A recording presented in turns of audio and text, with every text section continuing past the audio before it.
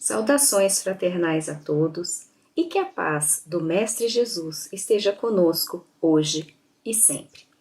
Que os amigos espirituais nos amparem e nos auxiliem a ampliar o nosso entendimento e a nossa compreensão do Evangelho do Cristo em nossos estudos de hoje. Daremos continuidade ao estudo do capítulo 4 do Evangelho segundo o Espiritismo, que tem o título Ninguém pode ver o reino de Deus se não nascer de novo.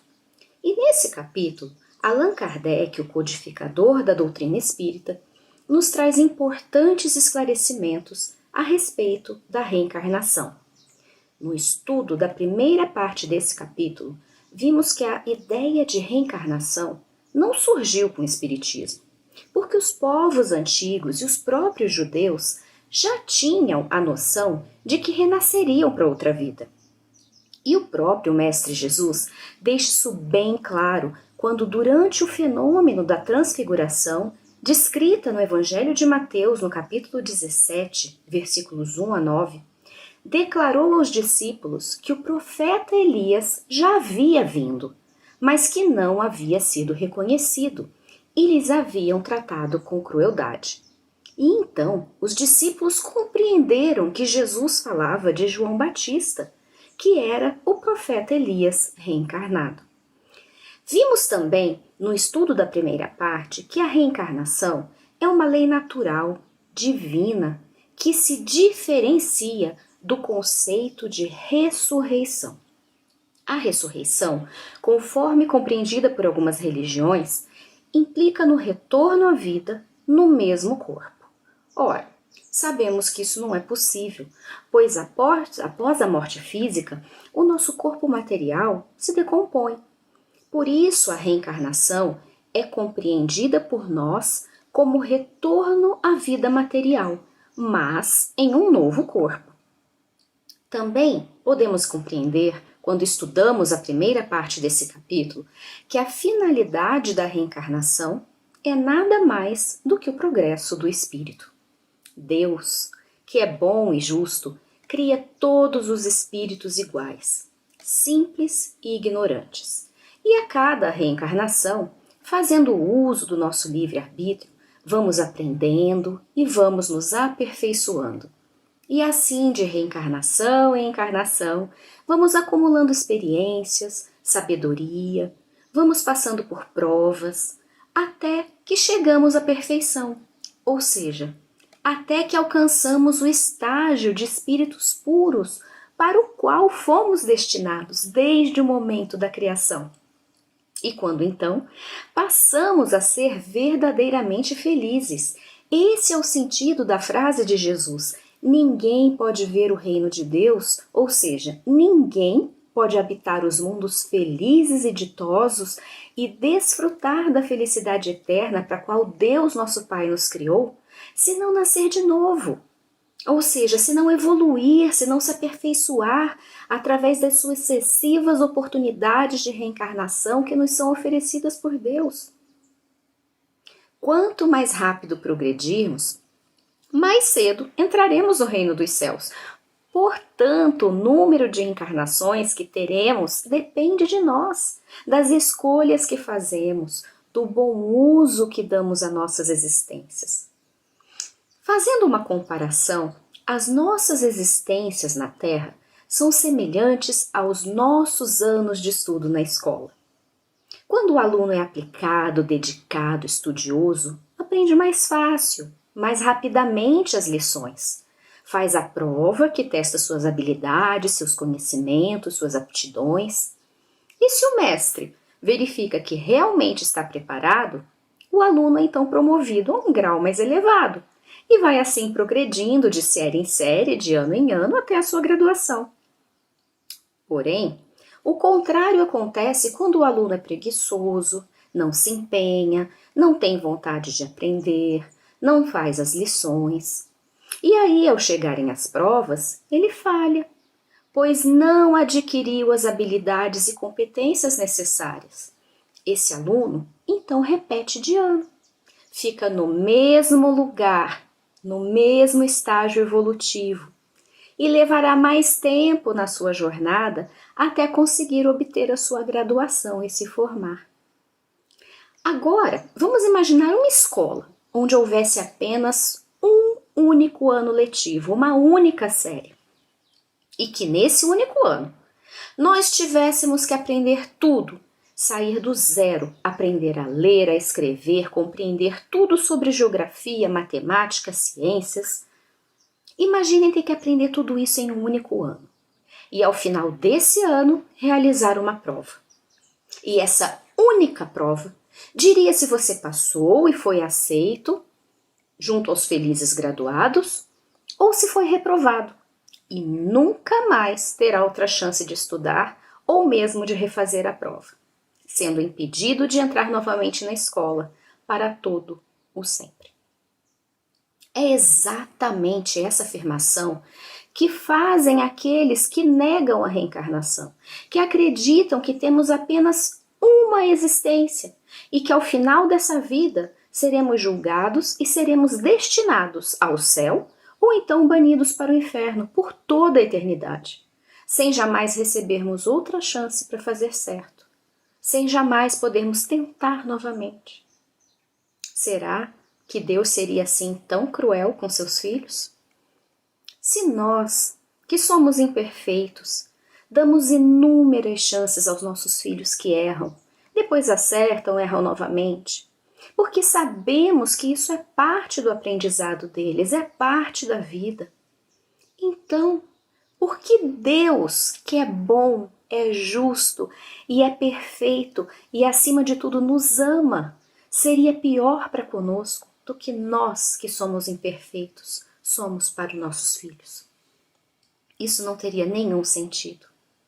Deus tem por nós um nível de amor tão sublime que foge até mesmo à nossa compreensão.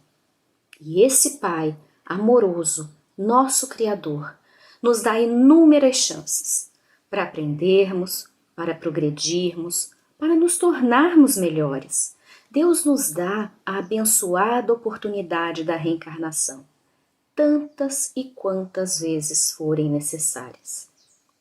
Por isso a reencarnação não é um castigo, é bênção. Mas nós podemos torná-las um castigo. Quando nós insistimos em repetir de ano, tendo que rever e rever tudo de novo, tendo que sofrer tudo novamente para aprender, simplesmente porque insistimos em não seguir pelo caminho certo. E cada vez que a vida tenta nos ensinar a lição e nós não aprendemos, continuamos a ver os mesmos ensinamentos, até que compreendamos. A nossa vida é o reflexo daquilo que juntamos em todas as nossas vidas pregressas. É a soma e o resultado de tudo que fizemos até o momento presente. E a nossa vida de hoje é também a projeção daquilo que queremos ser no futuro, pois o que estamos semeando hoje, iremos colher futuramente, seja nessa ou em outra encarnação. Tudo pelo qual nós estamos passando e iremos passar é fruto das boas ou más escolhas que fizemos. Nós somos inteiramente responsáveis por isso. Mas não precisamos lutar sozinhos, porque a cada nova encarnação, Deus nos coloca em uma família para nos ajudar a crescer. O ambiente familiar é ao mesmo tempo escola de fraternidade e oficina de progresso. É no seio da família que as pessoas interagem umas com as outras, estabelecem relações entre si, estreitam os laços de afeição, aprendem a amar e a perdoar, progridem gradativamente, juntas. E os laços de família não se rompem com a morte do corpo físico. Os espíritos continuam a se buscar uns aos outros, pois o que nos torna familiares e nos faz buscar uns aos outros através das sucessivas reencarnações, contribuindo para a aproximação uns dos outros, para nascer nessa ou naquela família, é o que chamamos afinidade. É essa afinidade, essa comunhão de pensamentos, de ideias, a simpatia que os espíritos construíram entre si ao longo das vidas passadas é que nos atrai uns para os outros. Às vezes encarnamos nesse mundo como pais, tios, ora como filhos, netos. Porém, quando estamos na pátria espiritual, entre uma encarnação e outra, somos todos irmãos. Por isso, na vida espiritual, não temos inúmeros maridos de múltiplas existências passadas ou incontáveis filhos e esposas das vidas pregressas. Na vida espiritual, somos todos irmãos, filhos do mesmo Pai eterno. O que nos une no céu como família são os laços de espírito e não os laços da carne. Duas pessoas que se uniram na terra, não pela afinidade ou pelo amor, mas puramente por interesses materiais, logicamente não estarão unidos entre si quando retornarem à pátria espiritual, porque ao se romperem os laços da carne com a morte do corpo, não há entre eles laços espirituais para mantê-los juntos. E por não haver afinidade entre eles se separam no céu. Nem a paixão dos sentidos, nem os interesses do mundo ligam as almas. Apenas a afeição sincera e o amor que têm uns pelos outros. Por isso, quando os espíritos possuem fortes laços de amizade, frequentemente reencarnam juntos, em uma mesma família ou próximos, para juntos continuarem seu progresso. Por vezes, existe na família uma pessoa que não parece ter afinidade com os demais, chegando até ser antipática em relação aos demais membros da família. Por que será que isso acontece? Deus, em toda a sua bondade e sabedoria, permite que um espírito que não seja simpático àquele grupo familiar reencarne entre eles, para resolver desentendimentos de vida passada, para que esse espírito, que às vezes pode até estar persistindo no mal, no erro, possa aprender e desenvolver pendores de bondade, evoluir mais rapidamente através da convivência com familiares que são bons, que são amorosos. E ao mesmo tempo, esses familiares que recebem esse espírito que não é simpático a si, testam sua capacidade de perdoar, de tolerar, de ajudar, de amparar essa pessoa que muitas vezes é difícil e que a gente até costuma chamar ovelha negra da família. Dentro de nossa família, por isso devemos fazer o possível para superar malquerenças, desavenças, desentendimentos, para que esses problemas não se arrastem através das vidas futuras, pois Deus quer que todos nós aprendamos a amar e a perdoar uns aos outros. Deus nos cercou dos espíritos de que precisávamos para aprender a lição que nos comprometemos em aprender. Ninguém nasce em família errada. Todos nós estamos exatamente onde precisamos estar.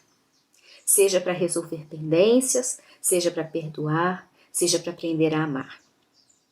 E quando desencarnarmos, formos para a vida espiritual, formaremos grupos entrelaçados pela afeição, pela simpatia, pela semelhança das inclinações.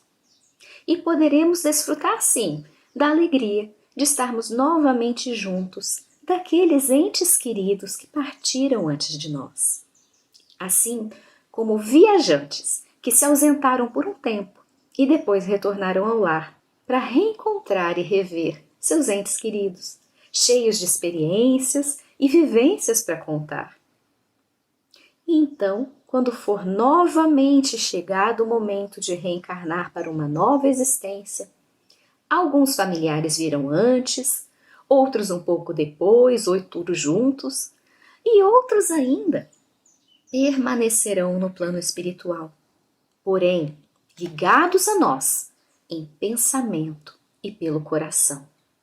E eles se tornarão nossos espíritos protetores e nos ajudarão em nossa jornada, velando por nós, como anjos da guarda, espíritos amigos a nos amparar.